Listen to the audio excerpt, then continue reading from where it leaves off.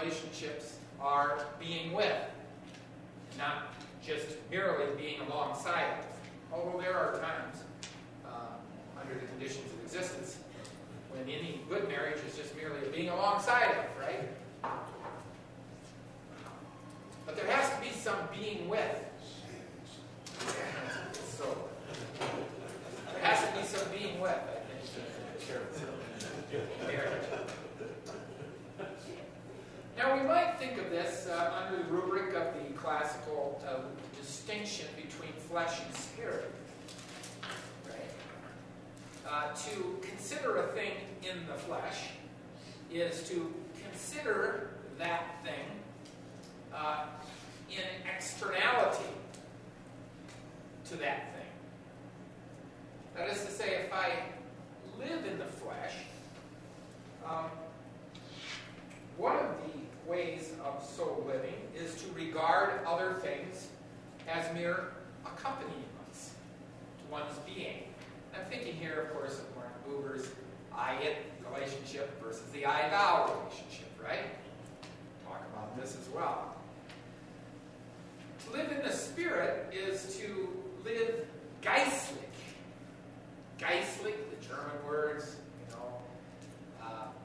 it means spirit, but in German this has a very deep connotation, and I like to think about it in terms of the spirit of the team. Now, the Twins didn't have much last night. They did early. They were trying. But they weren't connecting. The Vikings had a little spirit, at times here this year. But you all know about when a team plays with spirit, it's very difficult to reduce the actions of the players to merely their own particular actions and to consider them as a group of actions, one perpetuated by this entity and another performed by that entity and a third evinced by that entity, and then collect them together and say, this is the Spirit. Right? We try to do that, and of course if we're reductionists, we attempt such a thing. But there seems to be something more when Spirit is involved. It's hard to interview the team spirit. He doesn't stand around in the shower like the rest of the players. You can't get him on camera. He's no fun at parties, really, because he doesn't sit on the couch like the other people. But we all know there's something to that. And of course, spirit has this connotation of this irreducible activity among various agents. Now, of course, if we don't think this thought about spirit, we don't really get at what spirit is. I mean, to talk about spirit in the world is to talk about this irreducible connectedness among entities that is a being with character. Now, of course, I suppose one can have different spirits, right? One could have a spirit that is decidedly never being with, because I think our connotation of the word spirit is wider than merely a good spirit or a holy spirit, right? And indeed, if you think deeply about spirit, it seems to have everything to do with how we understand the relationship between particulars and universals. Whether the tree is holy or something merely for my fireplace has everything to do with spirit. But I'll leave that complication on the table at this point, and just to lay out here that to talk about a spiritual reality in part connotes certainly this internal relatedness that is in some sense irreducible to the sums of the behaviors of the individual entities constituting this total system. Okay, now some of you are saying, Is he almost done? No. I'm not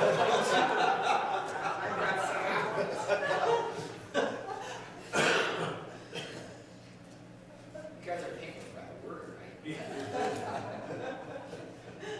No, I mean, it's so nice to be able to come and talk to you about these things, because I mean, I actually think that this might be kind of a fun conversation here, because now I want to talk about hierarchy.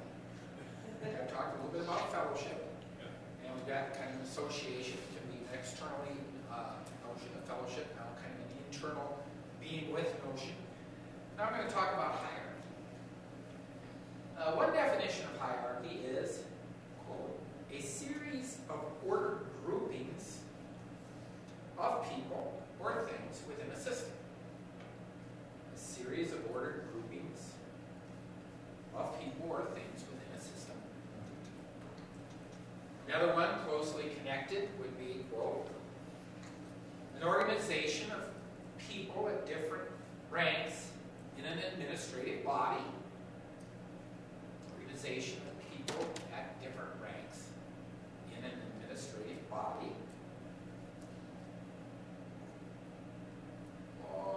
And those two are, I think, fairly similar. I have another definition here that I work up just a little bit more philosophically. How about this? X. Philosophers always like to use X, right? X is a hierarchical system if and only if every entity within X, except one, is subordinate to at least one other entity. X is a hierarchical system if and only if every entity within X, except one, is subordinate to at least one other entity.